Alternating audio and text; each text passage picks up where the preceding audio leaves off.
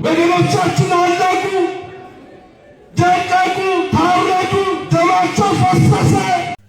አርሲ ትጣራለች። ፍትህ ለአርሲ ኦርቶዶክሳውያን።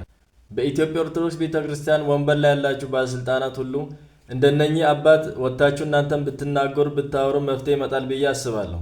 ወንበር ይዛችሁ ዝም ማለታችሁ ስግብግብነትንና ፍራቻን የሚያሳይ ስለሆነ ብታወሩና እንዲህ መፍትሄ ቢመጣ ጥሩ ነው። ጥሩ አባቶች አሉ፣ የሚያወሩልን አባቶች አሉ። ሊቃነ ጳጳሳት እና አቡነ ሉቃስ አሉ፣ እና አቡነ መቃሪዎስ እና አቡነ ይስሐቅ እያወሩልን ነው። እና አቡነ ይስሐቅ የሚባሉ ኢትዮጵያ ውስጥ ያሉ አባቶች ይናገራሉ።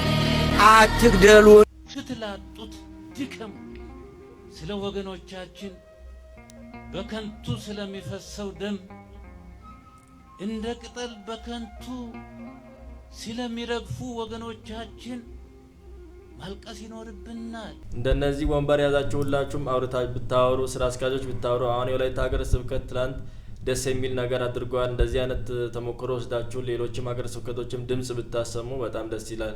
ስናንተ ምንም በፍቅድ ተንበርከክስ ወደ ስላሴ ሁላችንም እንንበርከክ ሁላችን ሁለት እጃችን አንስተን እንንበርከክ። እግዚአብሔር ይፈርድ። በቀን በቀን እግዚአብሔር ፍርድ ነው። ሁላችን ወደ እንንበርከክ። ያው ሁላችን ወደ ስላሴ እንንበርከክ። ስላሴ መልሱን እንዲሰጥ እጃችን አንስተን እንንበርከክ። አጋሳለም ስላሴ አባታችን መልስ ስጠን፣ መልስ ስጠን። ካህን ክንድህን ላክልን፣ ፍርድህን ላክልን። ወገኖቻችን አለቁ፣ ደቀቁ፣ ታረዱ፣ ደማቸው ፈሰሰ። ቤተ ክርስቲያን ተሰደደች፣ ተቃጠለች። የስደቱ ዘመን ይቁም፣ ደም መፍሰስ ይቁም። ማን ይፍረድ? ማን ይፍረድ? ማን ይፍረድ? ማን ይፍረድ? ይሄ አምላክ ይፍረድ። አመስግን። አሜን። እግዚአብሔር ጸሎታችንን ይቀበልልን። አባታችን እርሶንም በጣም እናመሰግናለን። እንዲህ የእርሶን አይነት ቦታ ይዞ ዝም ያሉ ሰዎችንም እግዚአብሔር አምላክ ልቦና ይስጣቸው። እርሶ ግን በጣም የሚመሰገን ስራ ሰርተዋል።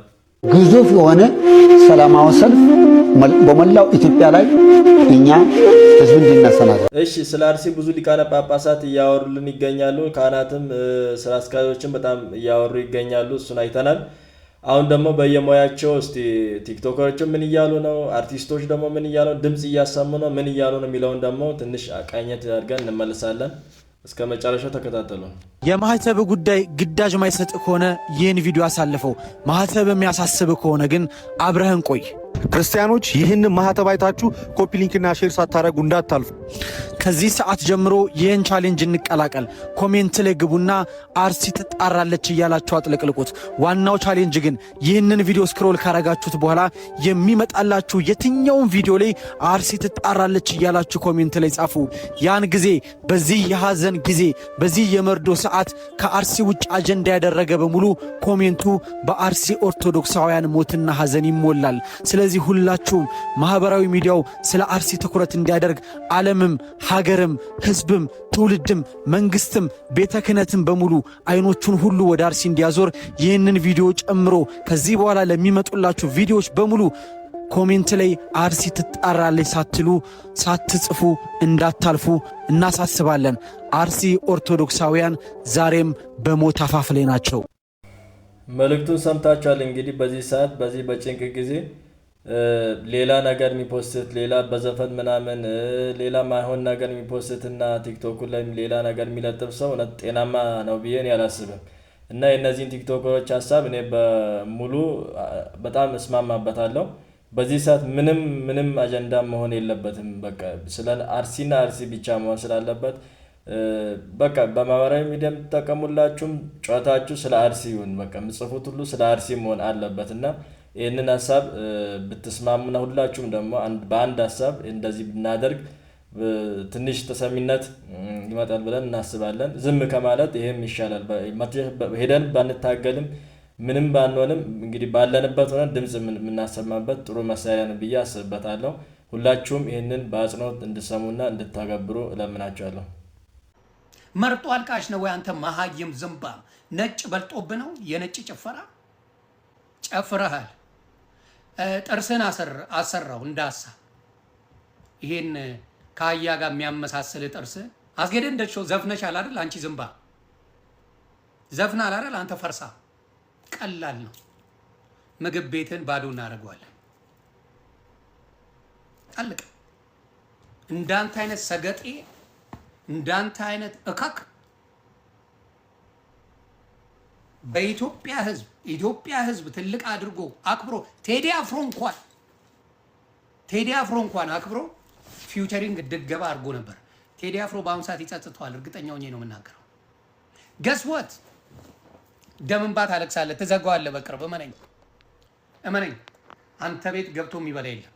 አያምንህም። ለምን? የአርሲ ወንድሞች እህቶች ሲታረዱ አንተ ገብተህ ጨፍረሃል። ምግብ ቤቱን እርግጠኛ ነኝ ዘግቶታል ወይ ይዘጋዋል በቅርብ። አንተ ባንዳ ጨፍረሃል። ጥርስን አሰራው እንዳሳ። ይሄን ከአህያ ጋር የሚያመሳስል ጥርስ አሰራበት። ገንዘብ ሰራ የለን ትጨፍር የለ እንደ በየቦታው አፍን ትንሽ አስጠብበው። ልንገር ብዬ ነው በዛው አፍን አስጠብበው።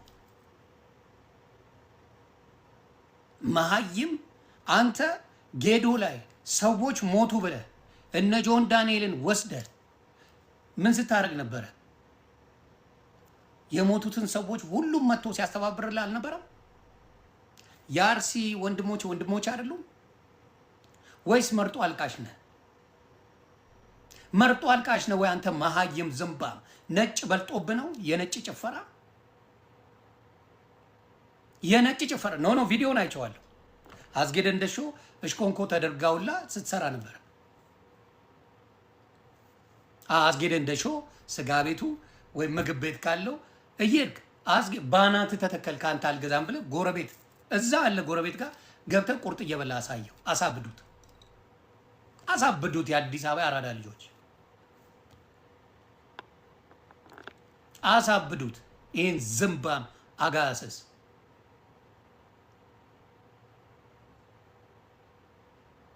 ስለዚህ አስጌደ እንደሾን ስጋ ቤትም ካለ ቢዝነስም እመነኝ የአዲስ አበባ ልጅ አራድዬ ልጅ ነው። በኮድ ነው የምንነጋገረው። ቤትን ዝምብ ይጫወትበታል። እንዳንተ አይነት ቆሻሻ ህዝብ ሲገደል ህዝብ ሲታረድ ዝም የሚል ዜሮን ከታለን። እንደዚህ አይነት ችሎታ አለን እኛ። የህዝብ ልጅ ስትሆኑ እነ ሳሚዳን፣ እነ ታደለ ሮባ፣ እነ ልጅ ማይክ፣ እነ ዮማሪዮስ፣ ሌሎቻችሁ እነ ራይል ጌጡ በሙሉ አክባሪዎቻችሁ ነን። ለምን? ህዝብን ስላከበር። ዮኒ ማኛ እንደ ዛሬ ተመችተኛ አታውቅም። በቤቴን አስጌደ እንዳሾ የኢትዮጵያ ህዝብ በጣም አክብሮት፣ የኢትዮጵያ ህዝብ በጣም የናቀና የረገጠ ደደብ ብል እንደው ኃጢአትም አይሆንብኝም። ደደብ የሆነ ሰው ነው። ከመሬት አንስቶ ኢትዮጵያ እንጀራ ሰጠው፣ ከመሬት እውቅና ሰጠው፣ እንጀራ ሰጠው። ምን አሳነሰ የኢትዮጵያ ህዝብ? ወንድሞቹ ሲሞቱ እሱ ለአርሴናል ለማያውቀው ሰው ሄዶ ለአንድ ፈረንጅ ለተራገጠ 5 ሳንቲም ለማይደርሰው እሱ ዘፈን ይዘፍናል። ዮኒ ማኛ እውነት እግዚአብሔር ይስጥ። እኔ አልወደውም ነበር እንደ ዮኒ ማኛን በዚህ በአስጌ ጉዳይ ብቻ ልወደው ነው። በቃ እግዚአብሔር ይስጥ። ግን አስጌደ እንዳሾ መጨረሻን እንደ እግዚአብሔር ያሳምርልን። መጨረሻን እናያለን። በህዝብ ደም ላይ በወንድሞች ደም ላይ ቆመ ዘፍናል። ያ ዘፈን ምን ልታገኝበት እንደሆነ ምን ሊጠቅም እንደሆነ እስቲ ከአርሴናል ጋር ሄደ እንደምትኖር ሆቴል ላይ ያዘጋጀውን ስጋ መጥቶ የአርሴናል ተጫዋቾች መጥቶ እንደሚበሉ እናያለን። እሱ እንግዲህ ዝም ማለት ከገዳዮች ጎን መቆም ስለሆነ መተናል። እንግዲህ ለሟቾች ነፍስ ይማር ነው። እንግዲህ ተራቸው ደርሶ የሚሞቱ ሰዎች ዛሬ ንጹሃን ሰዎች ጨፍጭፈዋል። እንግዲህ ያው የምናውቀው ነገር ነው። ቤተክርስቲያን ተቃጥላለች። እንግዲህ ለማና ቤት እንደሚባል አይታወቅም። ነገር ግን ዝም ማለት ልክ ስላልሆነ እውነት የሚሰማ ፈጣሪ አለ፣ የሚያይ ፈጣሪ አለ፣ የሚፈርድ ፈጣሪ አለ። ማንም ጽዋውን ሳያወራርድ ማንም የሰራውን ስራ የበደለውን በደል ሳይክስ ወደ ላይኛው ዓለም እንደማይሸጋገር እንደ ክርስቲያን አምናለሁ። ስለዚህ ቅጣታቸውን ይቀበላሉ እናምናለን። ነገር ግን እየተጎዳ ነው እና መቼ ነው የሚያበቃው? የወገን ሞት መቼ ነው የሚያበቃው? መርጧል ቃሽ ትባላለህ ስትናገር። አትግደሉም ነው ሌላ አይደለም። እንዴ አትግደሉም አትበል የሚባልበት ሀገር ላይ ነው ያለው። ልክ አይደለም። አሁንም እንላለን አትግደሉ፣ አሁንም እንላለን ወገኖቻችን አታጥቁብን። ለዛው ንጹህ አርፎ የተቀመጡ ወገኖች ምንም የማያውቁ ፈጣሪያቸውን የሚያመልኩበት ቤተክርስቲያን ተቃጥሏል። እዛ አሁንም ኢትዮጵያን ወገኖቻችንን አትንኩብን፣ አትግደሉብን እባካችሁ ገዳዮች፣ ተራችሁ ደርሶ ትሞታላችሁ። ይሄ ሀቅ ነው። እዚህ አንዲት ሀገር አለችን፣ ተስማምተን እንኑር። የሚሻለን እሱ ነው። እስከ መቼ ድረስ እሪ እያለን፣ እስከ መቼ ድረስ እያለቀስን፣ እስከ መቼ ድረስ ነፍስ ይማር እያለን ነው? አሳዛኝ ነው በእውነት።